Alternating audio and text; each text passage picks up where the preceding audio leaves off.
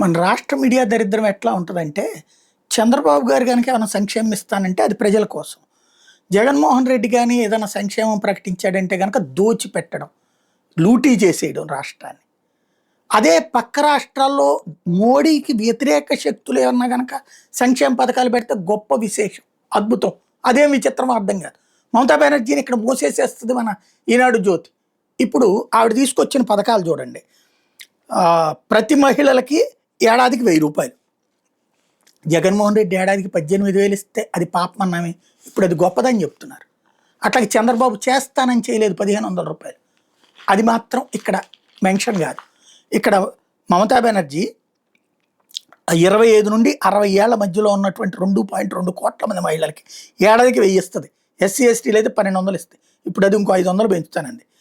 అట్లాగే చదువుకుంటే ప్రోత్సాహం, ఫీజు రియంబర్స్మెంట్ ఎప్పుడో రాజశేఖర రెడ్డి తెచ్చాడు. అక్కడ 2013లో కన్యాశ్రీ ప్రకల్ప పథకాన్ని ప్రారంభించింది.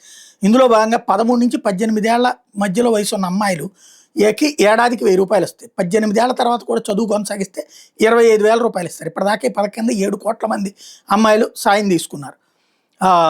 తర్వాత ఆరోగ్య బీమా అంటే మన ఫీజు రియంబర్స్మెంట్ అయితే అసలు ఆ 1000 కూడా కాదు, అంత మొత్తం మనమే పెట్టుకున్నాం. అక్కడ 9 కోట్ల మందికి ఆరోగ్య బీమా, ఇక్కడ ఆరోగ్యశ్రీ టైప్ అనమాట. 2016లో ప్రారంభించిన స్వాస్థ్య సాధి పథకం ద్వారా 9 కోట్ల మందికి 2.5 కోట్ల కుటుంబాలు ఆరోగ్య బీమాను ప్రభుత్వం కల్పింది. ఇందులో భాగంగా 5 లక్షల దాకా నగదురహిత చికిత్స, మన ఆరోగ్యశ్రీ టైప్ అనమాట.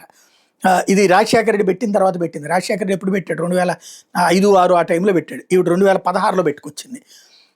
9 కోట్ల మందికి 5 లక్షల రూపాయల దాకా నగదురహిత బీమా.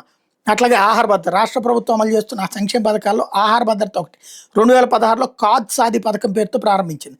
సుమారు 9 కోట్ల మందికి కేజీ 2 రూపాయలు చొప్పున బియ్యం గోధుమలు ప్రభుత్వం ఇస్తుంది. రూపాయికి కిలో బియ్యం మనకి ఎప్పుడో కిరణ్ కుమార్ రెడ్డి ఎప్పుడో పెట్టాడు. అంతకుముందు 2 రూపాయల కిలో బియ్యం మన దగ్గర ఎప్పటి నుంచి ఉంది.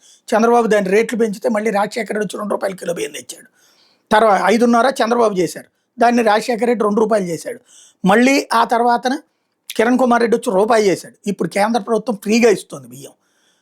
అక్కడ మమతా బెనర్జీ 2 రూపాయల డబ్బులు తీసుకుని ఇస్తుంది. అది గొప్ప పథకం. నిరుద్యోగ భృతి, రాష్ట్రం నిరుద్యోగ యువతకి నెలకు 1,500 అందించే బంగ్లర్ యువసాది పేరుతో కొత్త పథకాన్ని ప్రకటించింది. ఈ పథకంలో భాగంగా 21 నుంచి 40 ఏళ్ల మధ్య వయసు ఉన్న వాళ్ళకి 5 ఏళ్ల పాటు లేదంటే వాళ్ళకి ఉద్యోగం లభించే వరకు సాయం అందించబోతుంది. ఇది భవిష్యత్తులో చేస్తుంది. ఇది మమతా బెనర్జీ ఈ పథకాల ద్వారా గెలవాలనుకుంటారు. ఇలాంటి పథకాలే పెట్టినటువంటి ఆల్రెడీ అమలు చేసినటువంటి వాళ్ళు ఇక్కడ దొంగలు, అక్కడ ఆవిడ చేస్తారంటే గొప్పది.